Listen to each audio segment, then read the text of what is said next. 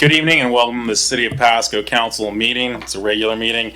This Monday, August 4th, 2025. The City Council thanks you for being a part of your city government. At meetings like this, the City Council takes formal actions on items, holds public hearings, and conducts other business of the city. Agenda packets are available at the City of Pasco's website at www.pasco-wa.gov/agenda. For those in attendance here, that small table immediately to your right under the sign that says agendas, notably, is where you can find the agendas. This meeting is being televised live on PSC-TV channel 191 and Spectrum Cable in Pasco and in Richland. It's streamed on the city's Facebook page, its website, its YouTube channel, and via Microsoft Teams webinar. This and previous council meeting video is available on the City of Pasco's website.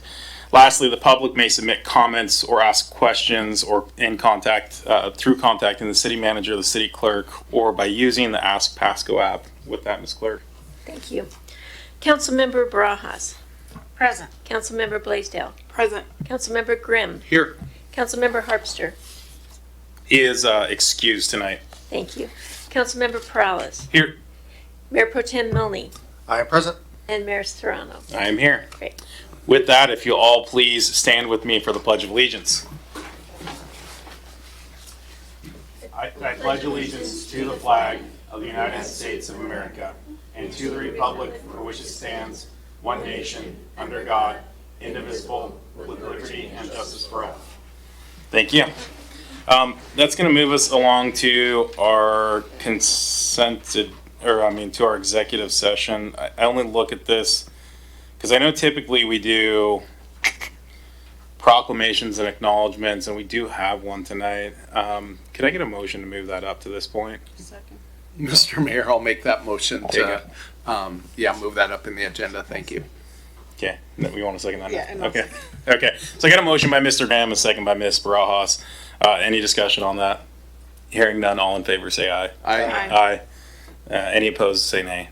Hearing none, that passed unanimously. So item formally 6, which is proclamations and acknowledgements, is going to move along to item number 4 and be presented at this time. We do have a Good Samaritan recognition for one Mr. Nick Garcia. Now, Mr. Perales has informed me that the recipient of Mr. Garcia's, heroic acts and his willingness to just act spontaneously and do the right thing for his neighbors has asked that we read into the record an email. Ms. Clerk, if we need that, we can get that to you, but Mr. Perales would like to read this on behalf of the property owner that Mr. Garcia so spontaneously and heroically saved. Thank you, Mayor.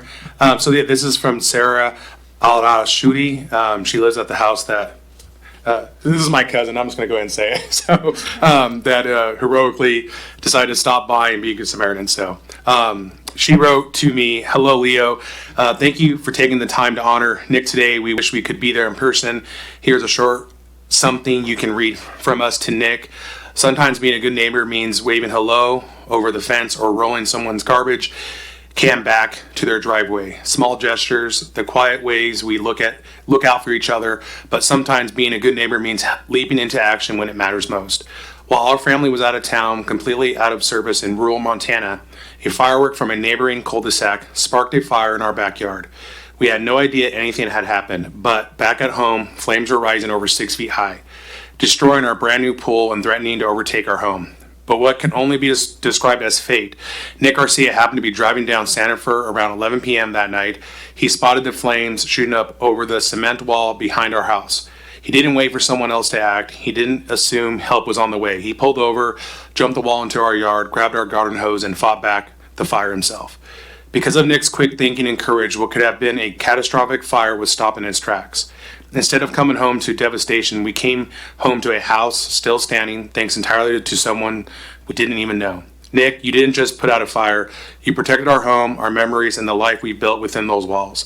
You gave us a peace of mind when we didn't even know we needed it. You reminded us that real heroes don't always wear uniforms. Sometimes they're just good people who care enough to act. We're still in awe of what you did. The selflessness, the bravery, the heart it took to step in that night, it means more than what we can say. From the bottom of our hearts, thank you. Thank you for being the kind of person who doesn't just notice, but who shows up, who helps, and who makes a difference. You are more than a good neighbor. You are a blessing, and Pasco is lucky to have a community member like you. Thanks. So with that, I usually tend to read these, but I think the homeowner's words mean much more than mine here, sitting as a third party up at the dais.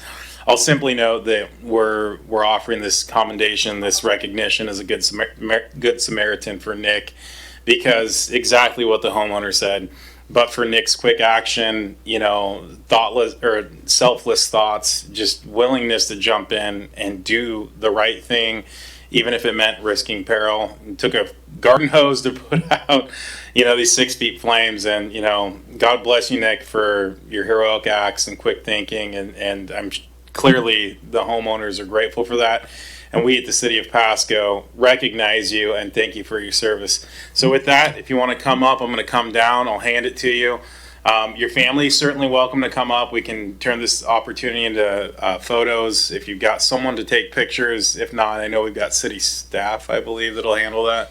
And then, we can do it however you want. So.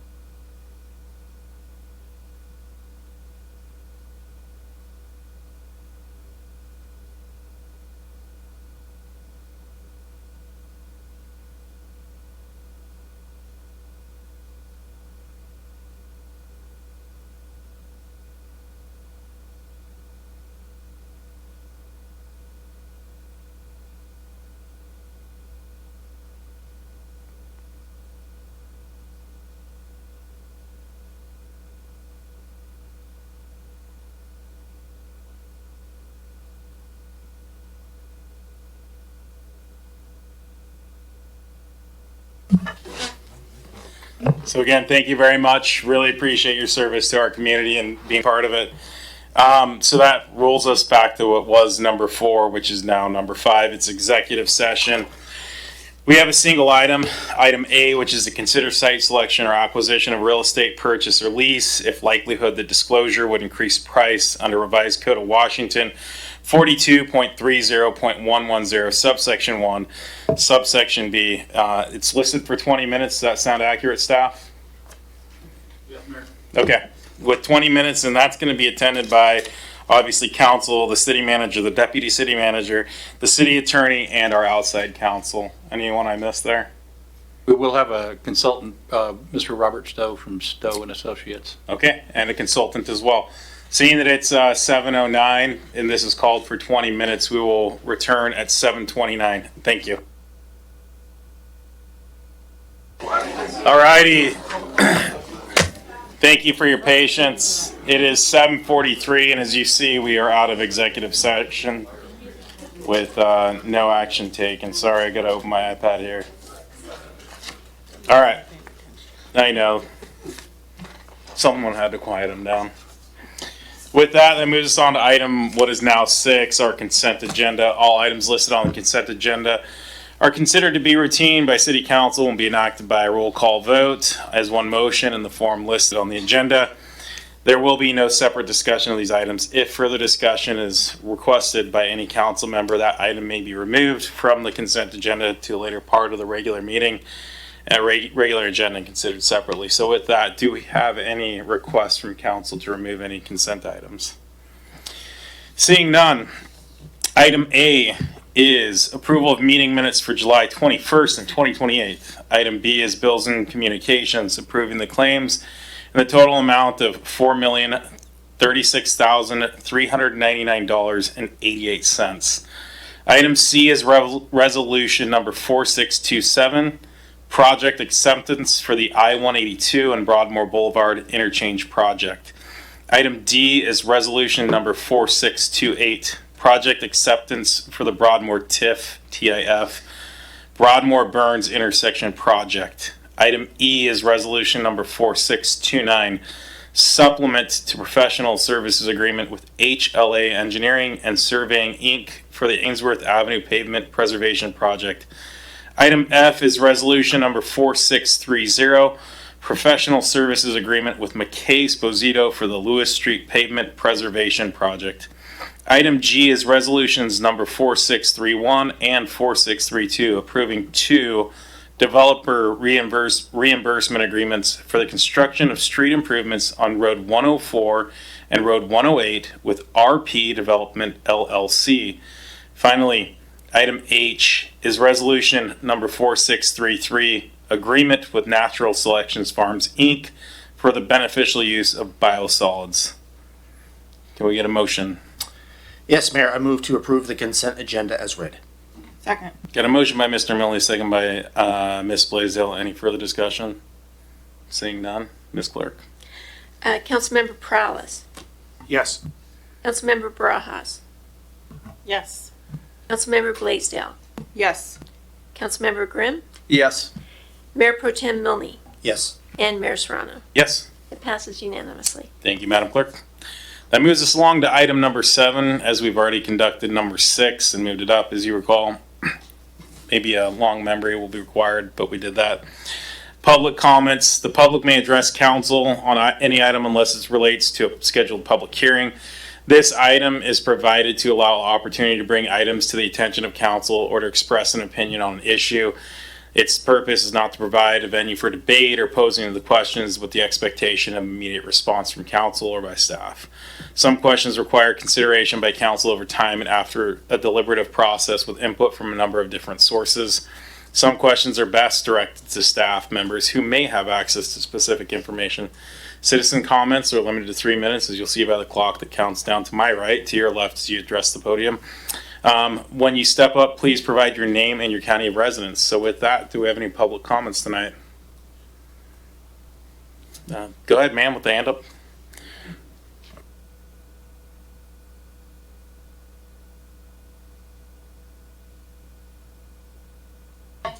Okay, there we go. Good evening. My name's Laurie Thompson. I live in Pasco in Franklin County, Washington. On July 12th, the Tri-City Herald editorial board published an op-ed titled "Tri-Cities has seen enough fires, injuries, it's time to ban recreational fireworks." The piece states, and I quote, "Record-breaking July 4th fire emergencies this year should serve as a wake-up call for Tri-Cities leaders. Recreational fireworks pose an unacceptable threat to safety, well-being, and the environment. Local governments should join other Washington communities in banning the sale and use of consumer fireworks." End quote. I want to make it clear I'm not against having the legal fireworks sold locally completely banned, but feel that they would be much more effectively managed by allowing them during the 4th in designated safe areas, perhaps parks, large ball fields, and parking lots where the fire department and safety volunteers could be in attendance. This would greatly reduce the risk of fires to be chased and allow other citizens to allow a more pleasurable holiday in their homes. In the 24-hour July 4th period, the Pasco Fire Department responded to a reported record 86 calls in 24 hours around the 4th of July, more than triple the normal call volume. 54 of those calls were for fires, all believed to have been started by fireworks. I suspect the illegal variety are to blame for several of the fires that we did see this year.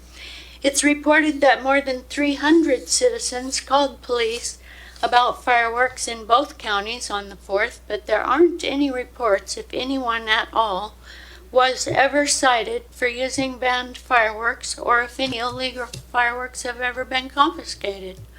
Even a few citations and confiscated illegal fireworks would go a long ways in gaining respect for our laws. Not everyone concerned and affected is able to come to these meetings, so I'm taking the liberty of speaking for the many I know feel this way about what we all endure for weeks every summer.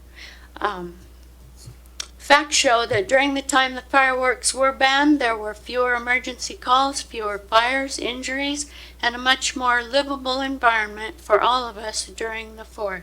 It's okay to maybe perhaps admit we made a mistake in rescinding the ban.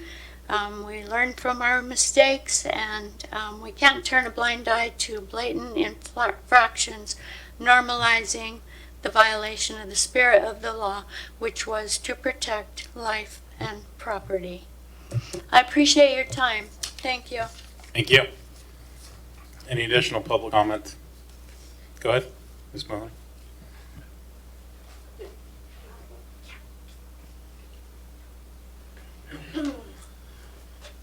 Good evening. You know me as Amber Wade.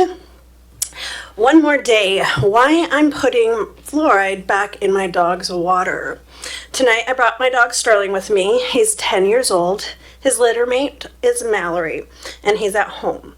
They say dogs is a man's best friend. Some will argue it's cats. You got the whole cat versus dog debate, just like Coke versus Pepsi. But honestly, it doesn't matter. What matters is that you love them. I don't care if you're a Democrat, Republican, Independent, done with politics altogether. However, because even the person who has given up on people, most of the time they still have that one animal they'd move heaven and earth for, that one creature they'd do anything to protect. So I ask you, what would you do for just one more day before they cross the Rainbow Bridge? Here's the part that most people don't realize. Plaque builds up. That leads to tooth decay. Decay causes infection, and that infection doesn't stay in the mouth. It spreads to the heart, the kidneys, the bloodstream. It causes real damage. It leads to serious health issues and often early death. When they were puppies, I followed the vet's instructions. That blue stuff I used to put in their water, that was fluoride. I brushed their teeth, gave them dental bones. They still get professional cleanings. I still brush their teeth almost daily. And yet, they're not the same. Mallory's teeth, perfect. Sterling's dental issue, after year after year after year. Same care, same food, same love, but totally different outcomes. If I'm doing all that and Sterling is still struggling, what about the people who can't do any of it? What about the kids in Pasco who haven't seen a dentist in years? Who can't afford cleanings? Who rely on fluoride in the water as their only protection? I'm on state insurance. It took me 2 years to get my own teeth cleaned. But my dogs, they get better dental care than most kids in the city. And now we're debating whether to take fluoride away. As much as I love my dogs, the children of Pasco deserve far more than either one of them ever will. Why would we take something simple, so simple, that protects so much from the people who need it the most? Fluoride works, it helps, it matters.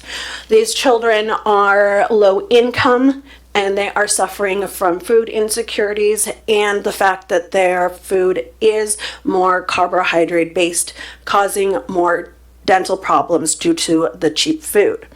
And taking away our most, we are kicking our most vulnerable all down while they're already down. But that's not who we are. So ask yourself this. If fluoride can help a child keep their teeth, why would we ever take it away? Thank you. Thank you. Any additional public comment? Good, Ms. Mahoney.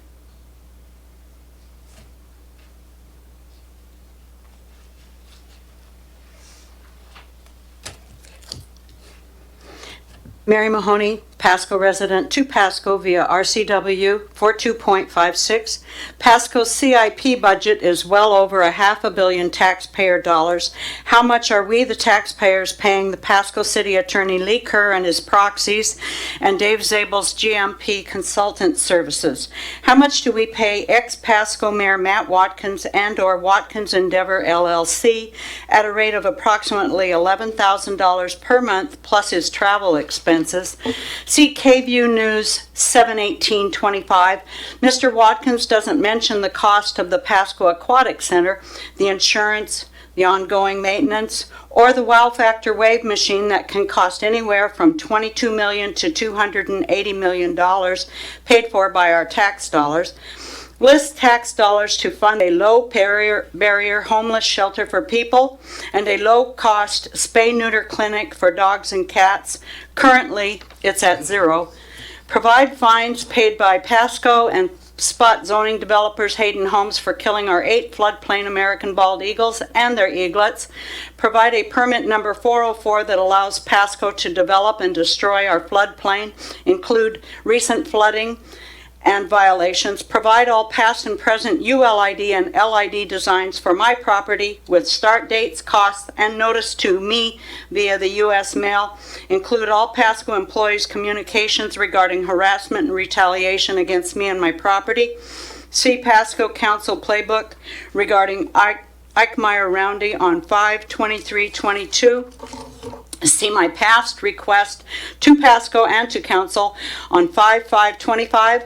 6/2/25 and more regarding Pasco's fraud, corruption, animal cruelty, racial discrimination, and theft at animal control. See files. See Pasco City Attorney Lee Kerr's authorization of no due process at animal control on 4/1/19 with subpoena. Provide an update with WSU's animal sourcing contracts with Pasco's Animal Control Authority and/or TCAS, the Humane Society of Eastern Oregon Pet Rescue, Grant County Animal Outreach, Blue Mountain Humane Society, Hermiston, Moses Lake, Walla Walla, Post Falls, Spokane Animal Care, Clarkston, Tico, Idaho Humane Society, and the Humane Society for Seattle, King County. Above source list was provided by WSU Veterinary School of Medicine. Provide TCAS's Ziegler-Zeiler's training for humane euthanasia that will end botched and painful animal deaths that animal control calls, quote, popcorning the dogs and cats, end quote. My comments are for the record and to put Pasco on notice. Thank you. Mr. Rambo, I think there you go.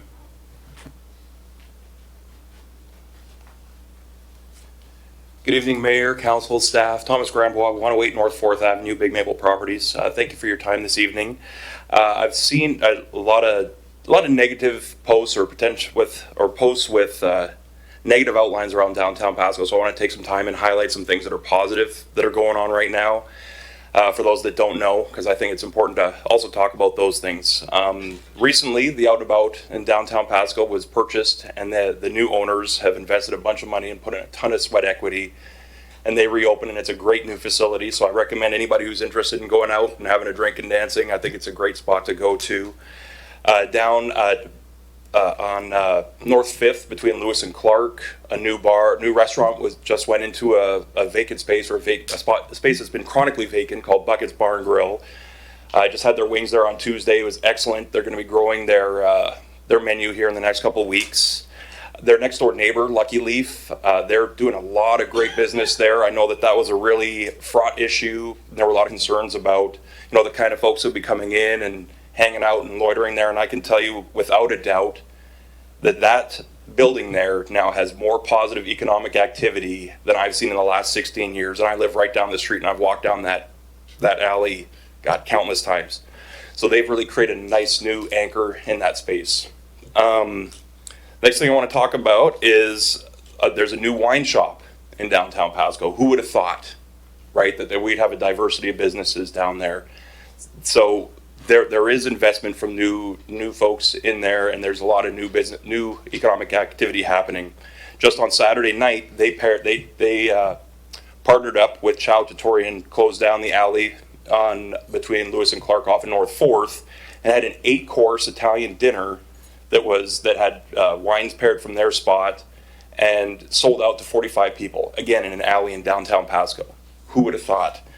Now, talking about our alley, we also have seen a growth from the retailer Me Gusta S. They're a great retailer. They've grown their space. They've actually rented out another space across the street, and they're growing their business. I'm working with some other building owners. We talked about sprinkler issues and use of buildings. I've been helping them go through the process of figuring out who do we talk to allow these extra uses, and it looks like it's moving in a positive direction, so we'll see even more opportunity. So how can you guys help? That's a great question. 2 weeks ago, the mural program approved 2 more murals talking about the alley that I share there. The Liberty Theater has a new mural being posted up. Cafe Con Arte has a new mural being posted up. So it's great that you guys are supporting that. It's bringing new people. I see these people on a daily basis coming down, taking pictures, and enjoying the space that previously 10, 15 years ago, they wouldn't be walking down those alleys. So please talk about the positives that are happening and support our police who are doing an excellent job, support our park rangers who are doing an excellent job, and recommend the businesses that are struggling with the warts that are there. Tell them to work directly with the police and with the parks people and just help be a part of the solution. Thank you very much. Thank you. Any additional public comment? Going once? Going twice? Third time? With that, public comment is now closed. That moves us along to item, I think it's now 9, which is reports. No, we're back at the where we should be. So we're at item 8, reports from committees and or officers. Do we have any reports from any council members? Mrs. Blaisdell. I attended the Pasco Police Foundation, Family Field Day on Saturday with my niece. And there was a pretty good turnout, lots of different partners, Washington State Patrol, the Sheriff's Department, the SWAT team. They had all kinds of different vehicles out there. I will say that my niece is 6, and her favorite part was getting in a water fight with 2 police officers. So she looks forward to it every single year, and if anybody plans on attending, next year will be just as good as this year. So, Well, thank you. Seeing no further lights, that moves us to item 8B from Director Garcia. It's going to be our second quarter financial report for April 2025 to June 2025. Director. Yes, good evening. So we have here second quarter, so the activity You through can the pull your end. mic a little bit Oh, closer, sorry. please. Sorry about that. So it's the activity through the end of June. So citywide, we have various different funds, and they are in these different categories. And the first one is a general fund, which is the one that's most familiar, and includes finance, HR, IT, police, and fire. This is just a snapshot of overall revenues and expenses, and the net impact was a net loss of close to 5.8 million. So essentially that means that's how much reserves were used. And that is I'm sure from what you may recall from May's report, reported an increase of 1.1 million. So one of the biggest activities that happened in June is we pay debt service twice a year, with that happening in June. So that was 2.1 million, which was a significant impact to the reserves there. And the other part is capital, which we'll go over here in a bit. And for special revenue funds, all those funds combined resulted in a positive impact of 2.4 million. And the utilities, which of course includes water, sewer, and irrigation, overall had a positive impact of 22 million. And a large part of that is the sewer LID earlier this year for close to 15 million. And for the internal service funds, those include services that are to other funds, so all the fleet management and medical and dental plans for staff. And that resulted in a net loss of close to 2.2 million. And a large part of that is medical claims, which again, we'll go over that in more detail. Okay, so citywide for expenses, we have a comparison for the same time frame for this year and last year. And as you can see, the personnel related costs, so like benefits and salaries, are pretty comparable year to year. Really the big fluctuations are usually within capital related and services. So capital usually is very closely tied to what grants are available, any bonds that we have, and priority in capital. So that fluctuates year to year. The other big fluctuation there is services, which there's several services that happen every 2 years, every 3 years. So there's those peaks that you will see there. And for example, services such as software, sometimes we pay for those 2 or 3 years at a time. So there's those spikes.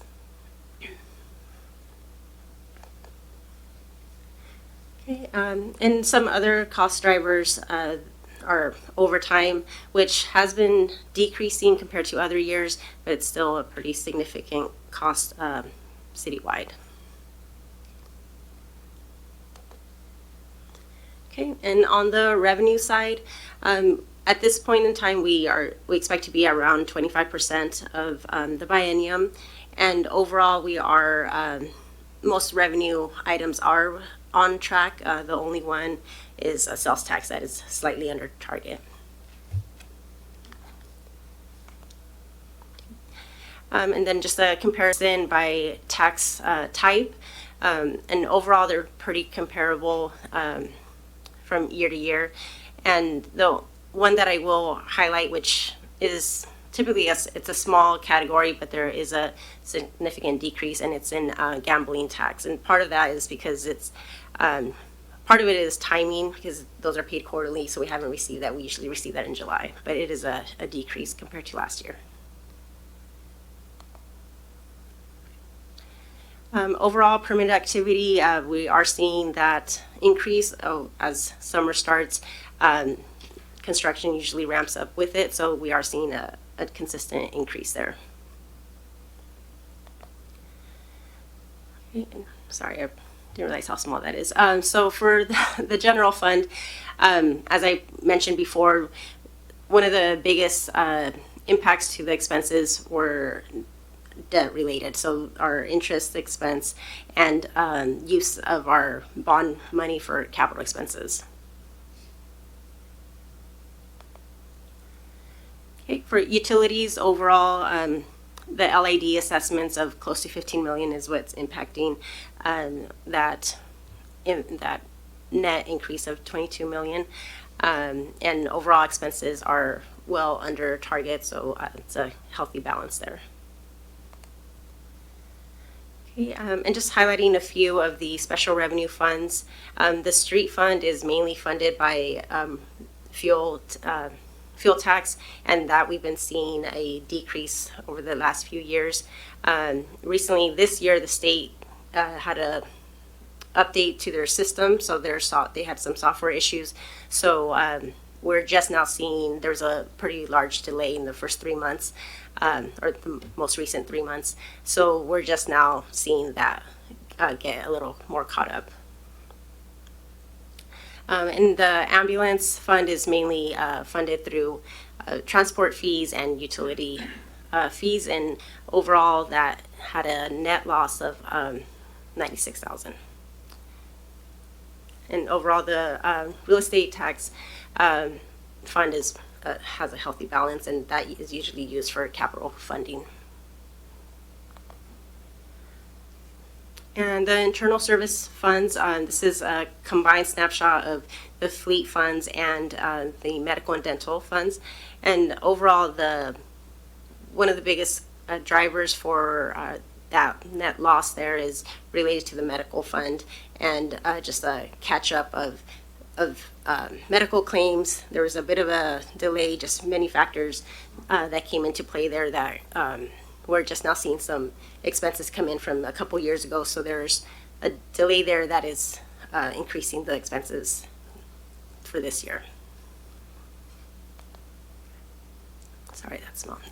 So overall, overtime, as I mentioned, is decreasing, especially compared to prior years, and staff will continue to monitor that and evaluate staffing and try to manage those costs. And historically, the staff has been very successful in securing grants, federal and state, and as well as low interest state loans. One of the other items is federal funding, referred to as GEMT for ambulance, and that is one of the items that is currently has potential for being reduced. So that is something that staff is evaluating. And again, overall, the internal service funds we're evaluating, gathering that data to try to come up with a more sustainable plan for the future for that fund. Any questions? Mr. Grimm?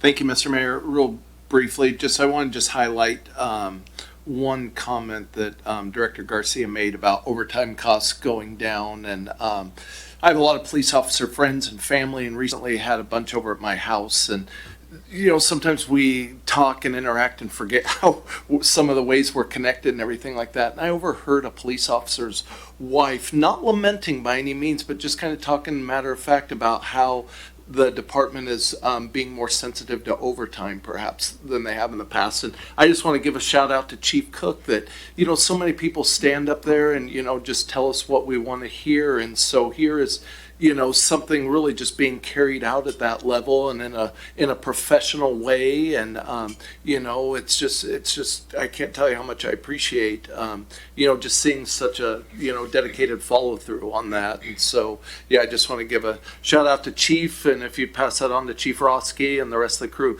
thank you so much. That you guys are just really keeping your eye on that. It means a lot to us. Thank you. Thank you, Mr. Grimm. Mr. Prout? Thank you, Mayor. I just had a couple questions about some of the numbers. I was looking at the utility fund. Why hasn't the loan proceeds been realized yet? The $44 million? There's only like 191,000 actual amount that's incurred. Yeah, so that's for the biennium. So there's likely some loans that are in the process of being awarded, I'm assuming. And so I think some of it is timing. Yes, so we have low interest loans that have been awarded but not contracted. And then even those that are contracted, they're in a reimbursable schedule. So as we spend the money, we're able to ask for reimbursements. Okay. I know, in the second quarter, are we looking to perhaps, are we just going to rest on reserves? Are we looking to do like a mid-biennium amendment at all? Yeah, so we are, we're starting to gather the information, so that should be coming here within the next couple of months. Okay. And this is just a general question. I saw an article in regards to ambulance fees or false fire alarms, like City of Richland's going to issue a fee now. Is that something we should look into, perhaps to save some costs? Yeah, so I know that has, I think we do have the false fire alarm. I don't know off the top of my head what that fee is or what the process is for sending those out, but we do have. Okay. Yeah, I would like to know if, we issue that fee, if they're paying it, I guess, because we have our time them paying the other fee, and if we give them another fee not paying it, I guess Right. it really doesn't. Just kind of cancels each other out. That's all. I guess I was kind of taken back by the gambling revenue has gone down by 80%. Why is that? I see Crazy Moose is just there. It's always packed.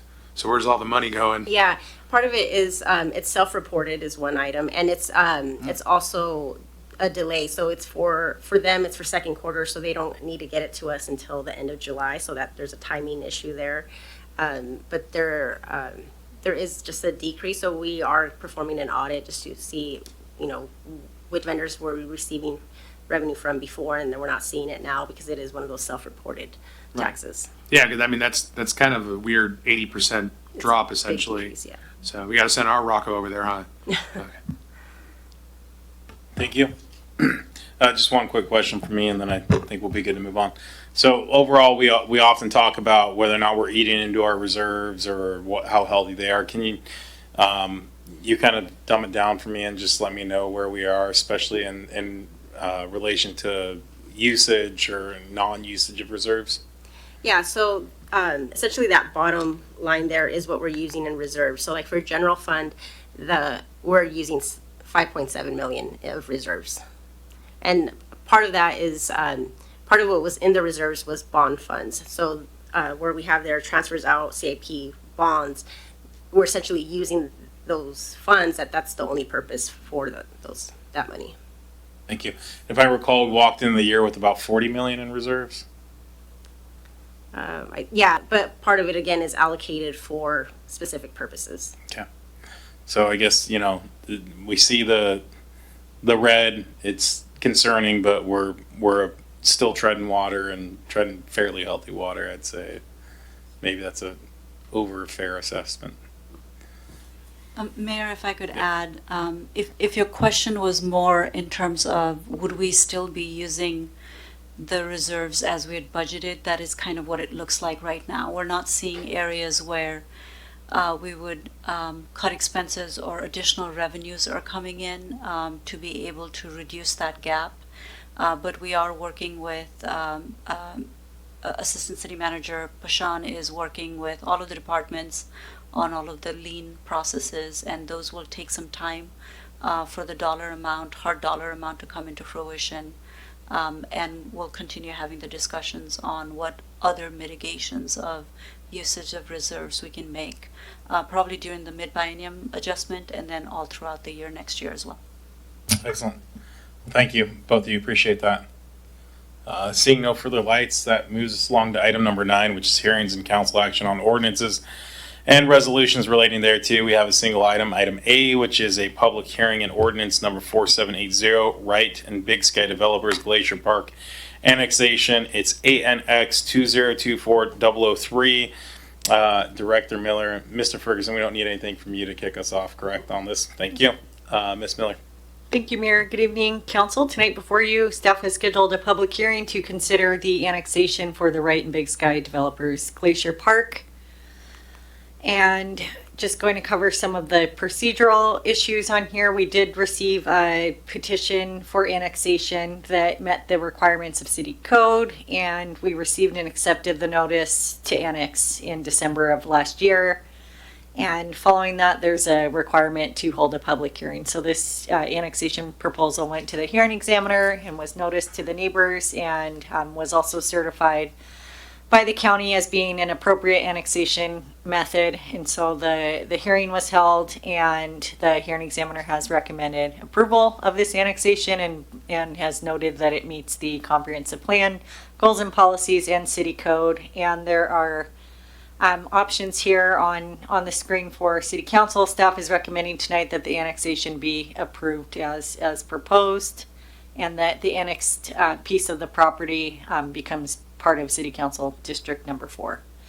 And following this item, there'll be a zoning determination. I'll talk you through that, but this is the first item where a public hearing is required to be held. And this is a site map of the location. It's zoomed out here. This is in the northwestern part of the city. So if you're traveling up Road 68 and you hit Burns Road and take a right, you'd go down by about a half a mile, and this site is on the left-hand side. So it's located in one of the donut hole UG areas of the city. So this is just one little piece of this. The overall area is about 150 acres. So these are mostly developed properties that are larger. And so this project would be annexed into the city, that red hatched area shown on the screen that's just west of Convention Drive. This site would be annexed for residential development, and then the panhandle there shown is an easement that'll be dedicated for right-of-way on Convention Drive. Happy to answer any technical questions you may have before opening the public hearing. Any questions or comments from council before we open the hearing? Seeing none.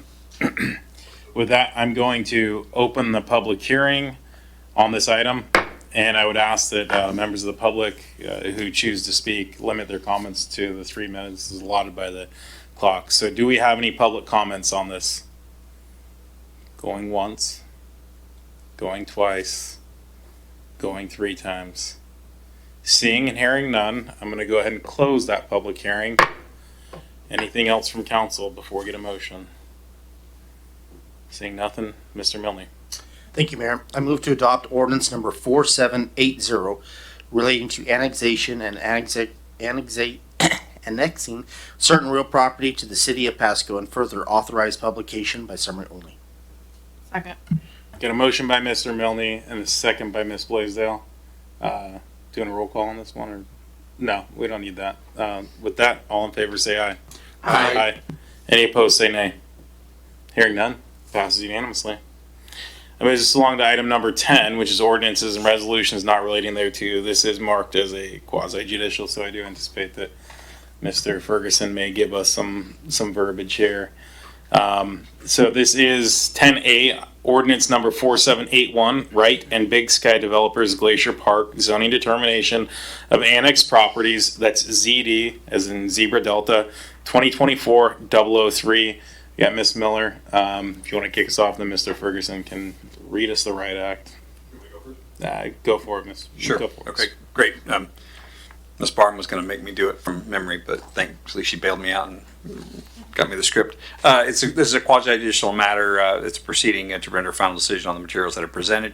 It's defined as a proceeding in which the council defines the legal rights, duties, and privileges of specific parties in a hearing, proceeding, or other contested proceeding.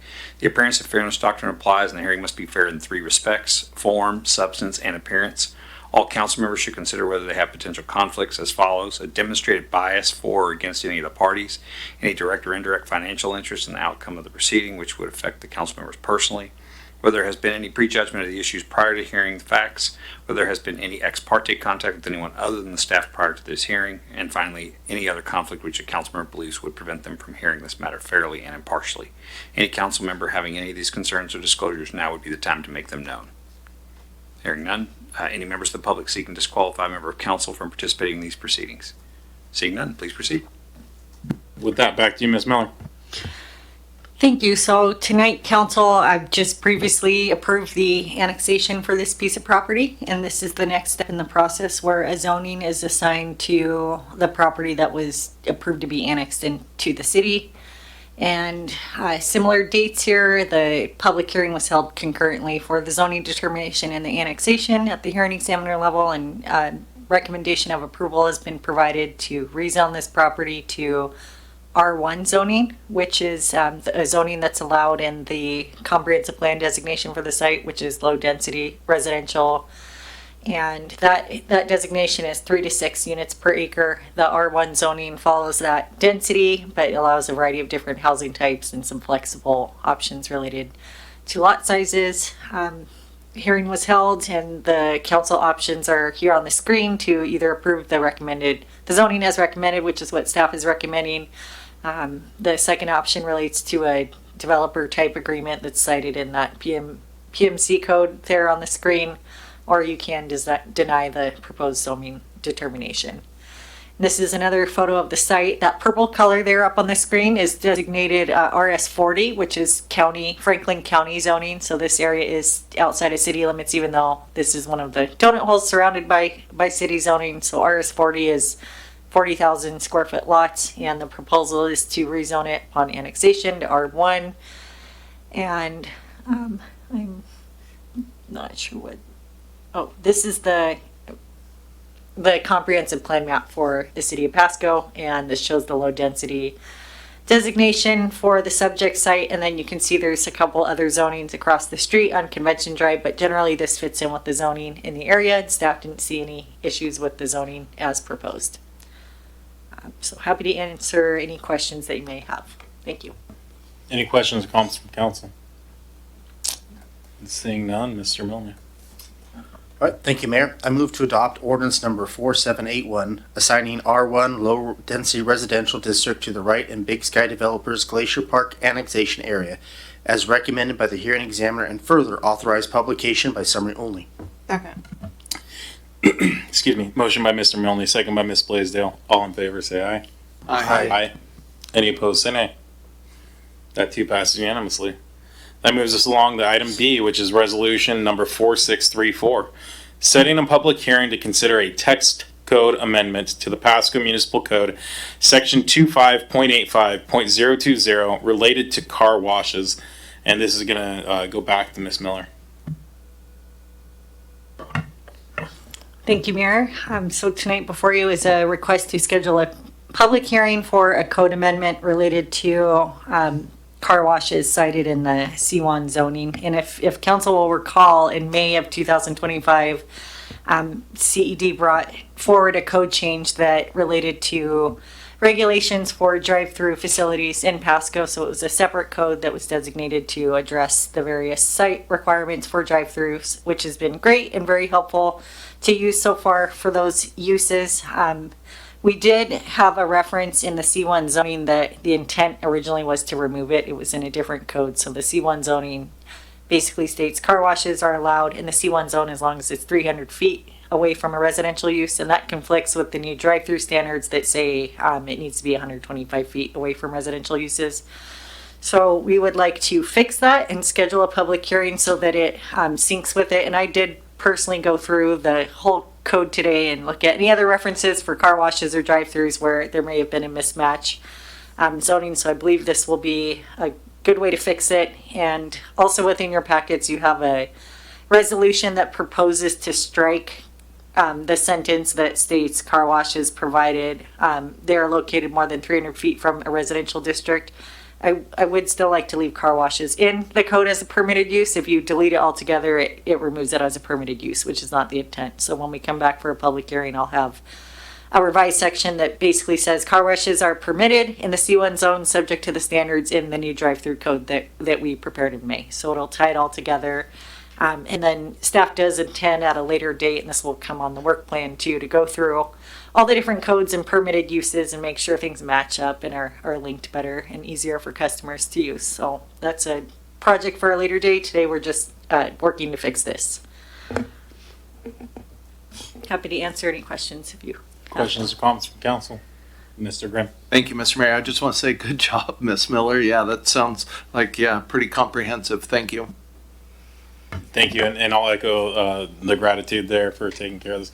Mr. Ferguson, there's no issue with the fact that there would be a pretty significant change on the strikeout in the draft if by setting this hearing. That's not a problematic since we're potentially looking at adopting different language. So the way our code for amendments to the zoning code text is obviously different than map, which is what we just did with the other zoning ordinances. But this reference or the changing the text has to go through.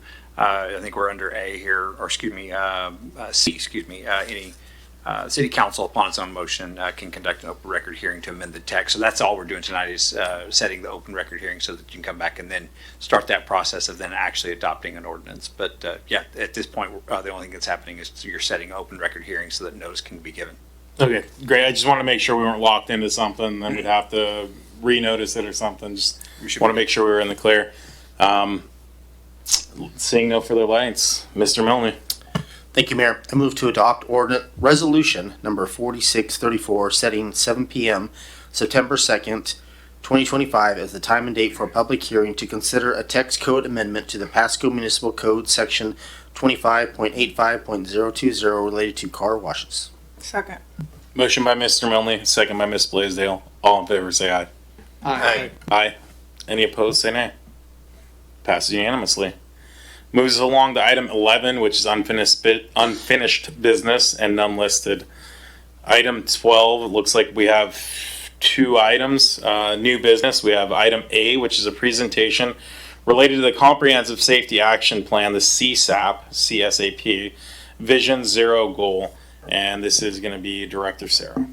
Good evening, Mayor and Council members. I want to introduce part of our team. We have our consultant, DKS, represented by Veronica Sullivan, as well as our engineering manager, Andrea Betisian. Also in the audience is our project manager for the city, Faida Garcia. And this item relates to our first comprehensive safety action plan. We used to have roadway safety plans that were a smaller, less comprehensive document. We have received funding to do this work, and so that's how we are performing this work. And today the presentation will focus on goals for this plan and seeking your input. So I will let the experts talk. Thank you.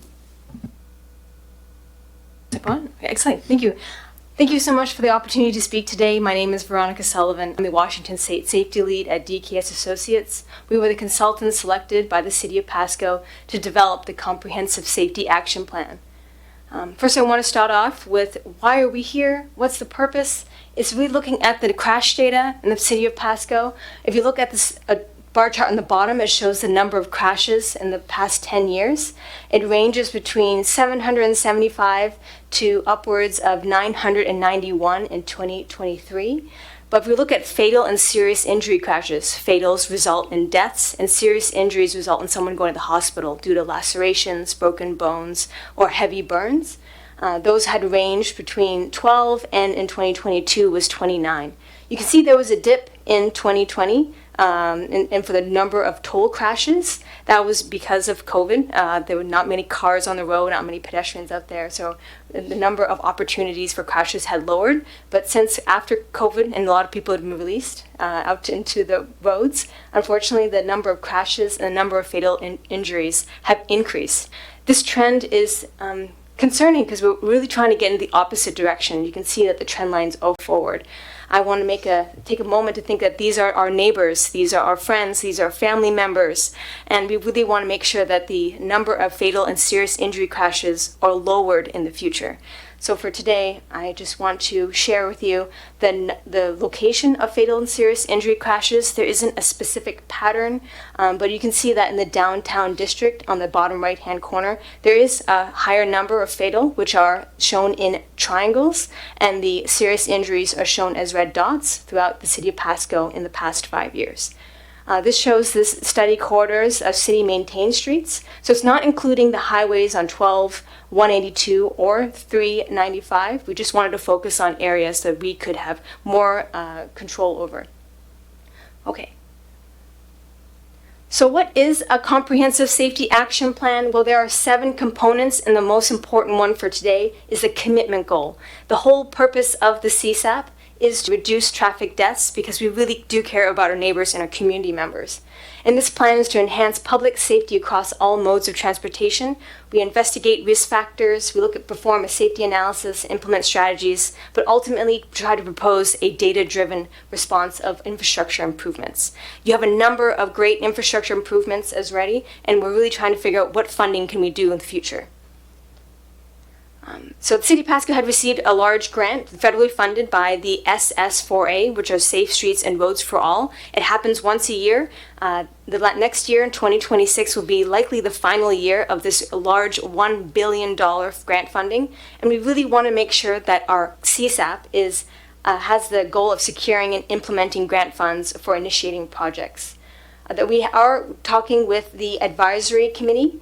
We have the police department, fire department, public works operations, Mark Trumpy, and also the engineering services as well. Just working together, trying to make sure that we're all on the same page. And then we're trying to make sure that when we do the CSAP, we are all aligned with our goal as well. For our timeline, we did kick off this project earlier on, and we're currently in the engagement phase. Last month, we had our first TAC meeting for the CSAP for those folks, and we try to really brainstorm what are other jurisdictions doing for their commitment goal, and then today we're trying to present with you some options for the commitment goal, and in 2 weeks' time, we would like to help you to sign the resolution. So we don't have to sign the resolution today, but we're hoping to brainstorm and figure out what kind of goal do we want the City of Pasco to do. In the fall, we're going to conduct data analysis and brainstorm some potential projects. And then the winter, we'll complete our engagement and draft the safety action plan and hope to see you again in the spring so we can actually finalize the safety action plan. Throughout this entire time, up until October, we're doing a significant amount of outreach. If we go to the next slide here, you can see that on the city news, on the city website, we have our own Join the Movement help improve safety at Pasco. And then on this website, it shows all the upcoming events this week and next week. And then at the top, you see click here for our engagement website. This website is updated on a weekly basis. We're just trying to make sure that all of the presentations that we're doing throughout the city of Pasco is also uploaded. But on the right-hand side, it can be translated the entire website into multiple languages.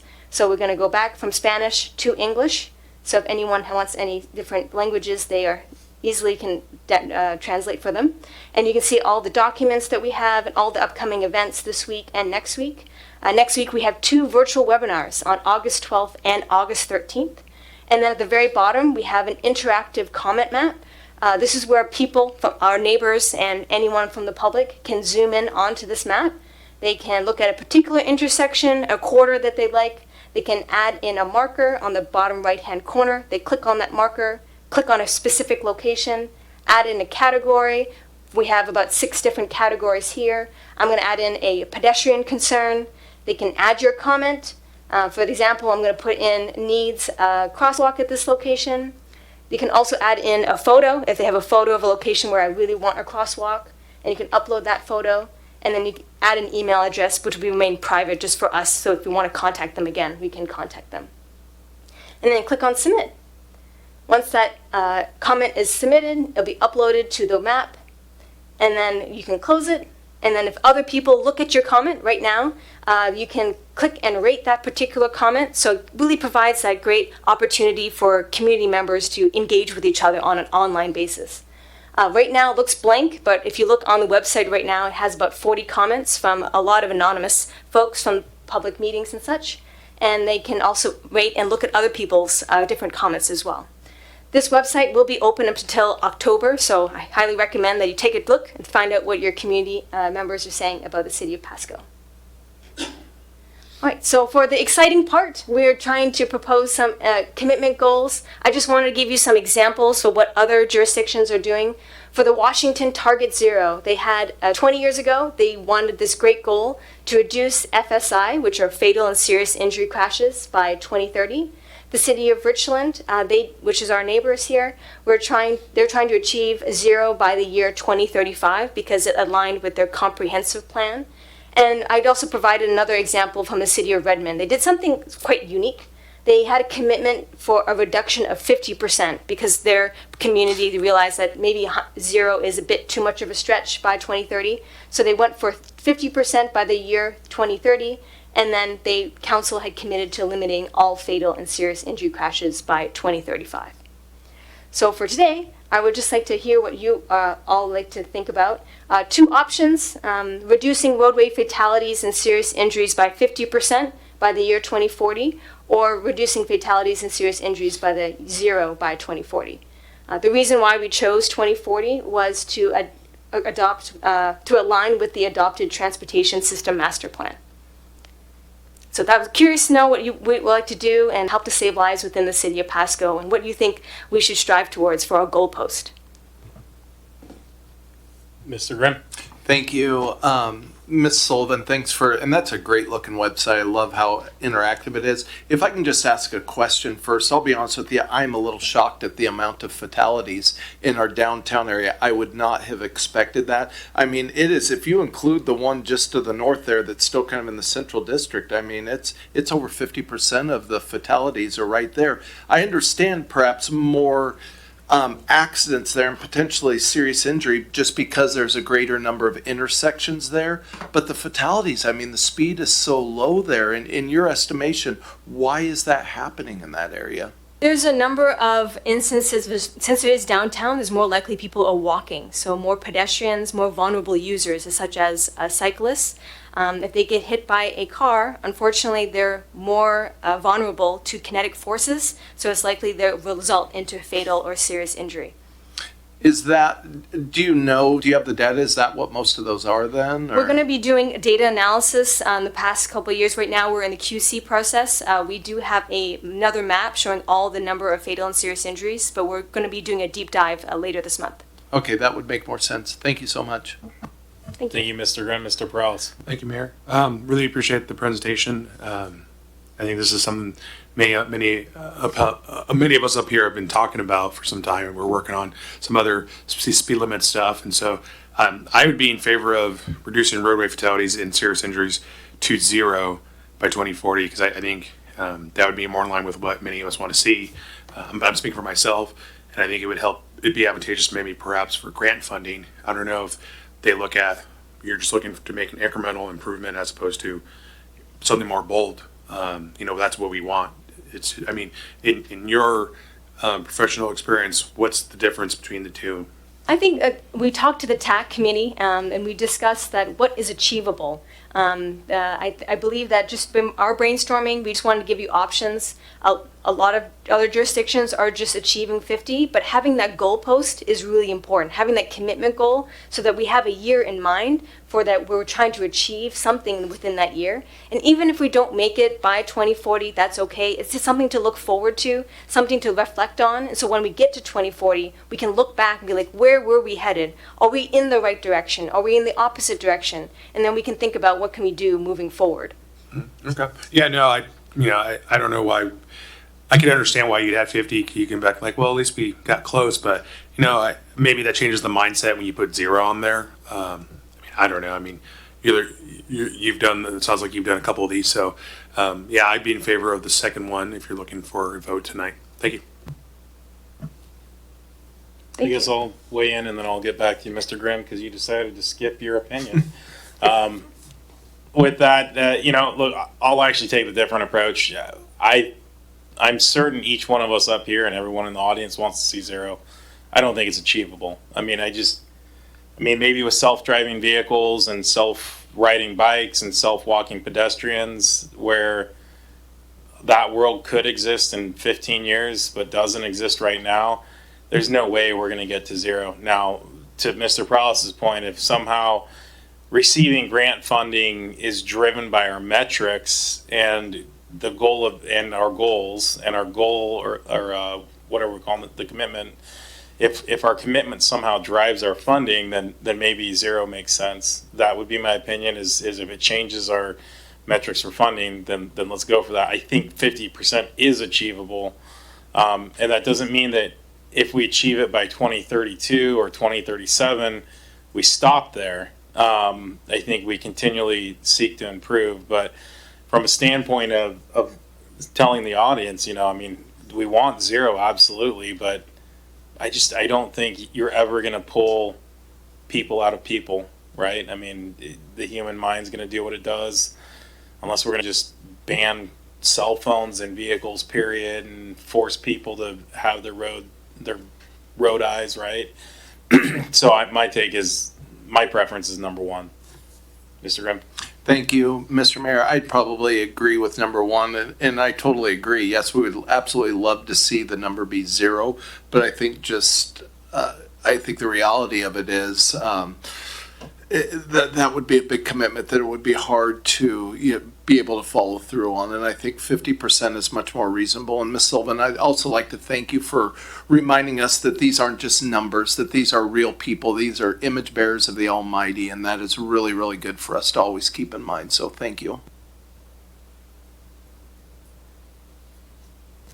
Any further input here? Mr. Milne? Yeah.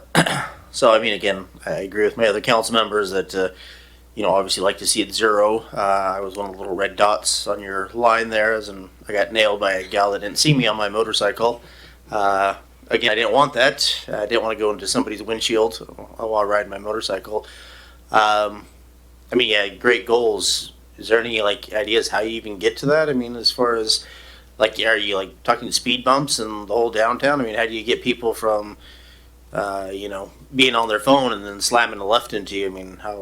How would you ever accommodate that? Yeah, I think without taking away somebody's phone or automated cars?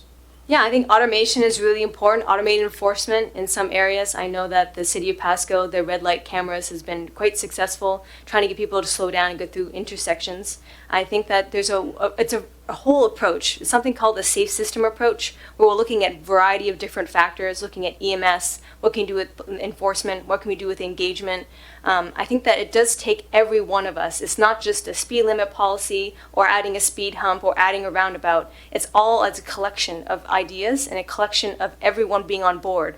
Having this commitment goal will really help us all strive towards something, so we're all in the same boat together, so that we can all think about how can we really save lives in a robust way. I think that we're really trying to talk to all different departments, including maintenance. I think it's really important that whatever projects we end up proposing, we can maintain it in the future so it's sustainable. If we look at just intersections in general, yes, roundabouts are safer. They tend to be less reduction in fatalities due to the amount of kinetic energy going through any angle crash. And then comparing it to two-way stops. Looking at two-way stops versus four-way stop, everyone's stopping. It might reduce the number of volumes, but having that balance between people trying to get through the city and people trying to get to their destination, but trying to get there safely. So these are all different factors that we can all, as a community, can work on together. But it really does take every one of us, not just city council members, not just engineers, but also the public, to work together towards it. Okay, well, I appreciate that. I know you go into other cities and you see a lot of the, especially in the Seattle area, we see a lot of their stop signs, have little flashing lights around them with the, the solar panel. I think that's a great concept. Hopefully, in Pasco in the next 5-10 years, we'll see a lot more of that, but definitely be for option one. And again, if I had my druthers, it would be 0 by 2040, but anything we could do to save lives and injuries, I would definitely be all for that. So thank you. Of course. Anything further? All right. Any questions from y'all to us? All right. Okay, I'll see you in 2 weeks. Thank you so All right. much. Really appreciate your work here and your enthusiasm. Thank you. With that moves us on to item B, which is resolutions number 4635 and 4636. Approval for applications to Public Works Board for construction funding for Butterfield WTP improvements and Lewis Street underpass demolition project. Director Sarah. Good evening, Mayor and Council members. This item does not have a presentation with it. It is just to request authorization for submittal of applications for low-interest loans, one for Butterfield Water Treatment Plant, the other one for the underpass demolition project. They're very different types of projects, but they both fit within the criteria that Public Works Board may fund. This year, the funds are more limited than other years, but we thought we would still pursue the funding as it may help the delivery of these two projects that face some funding shortfalls. And with that, I'm happy to answer any questions. Excellent. Any questions from council? Seeing none. Mr. Mill.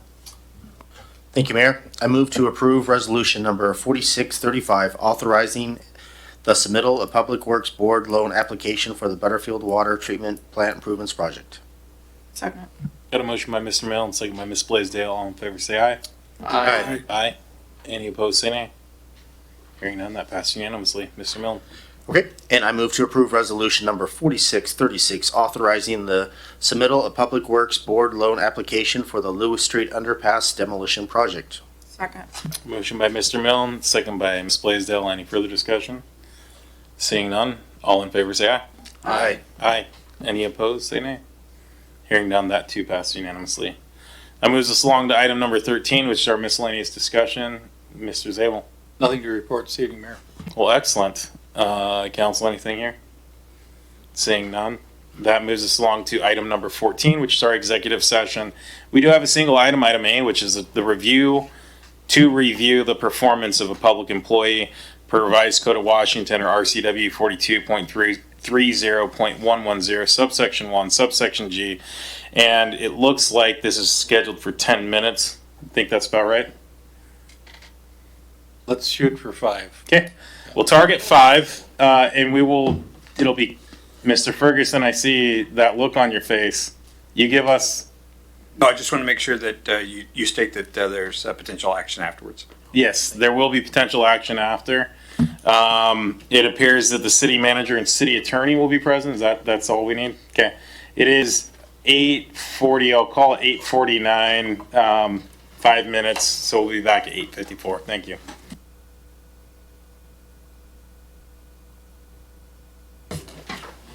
Thank you for your patience. We're now out of executive session. We do have one action item to take, so I will make a motion. I may make a motion to direct the interim city manager to direct the city attorney to revise the incoming city manager's contract as discussed. Is that adequate, Mr. Ferguson? Or do I need more specificity? Just authorize the city manager, interim city manager, to sign that amendment. So we And don't have to I come back. also authorize the interim city manager to sign that amendment. Anything else, Mr. Ferguson? We good, Eric? Did you actually say what the amendment's for? I'm No, sorry. I did not specify. Please do, yeah. Okay, so let me restate this. I authorize this interim city manager to direct the city attorney to negotiate a contract amendment with the incoming city manager to allow him up to 40 hours of administrative leave to be used by the end of the year for purposes of relocation, and authorize the interim city manager to sign said amendment. Perfect. Okay, I'll second that. great. All in favor, say aye. Aye. Aye. Any opposed, say nay. Hearing none, that passes unanimously. And it is now 8:55, and we are adjourned. Thank you.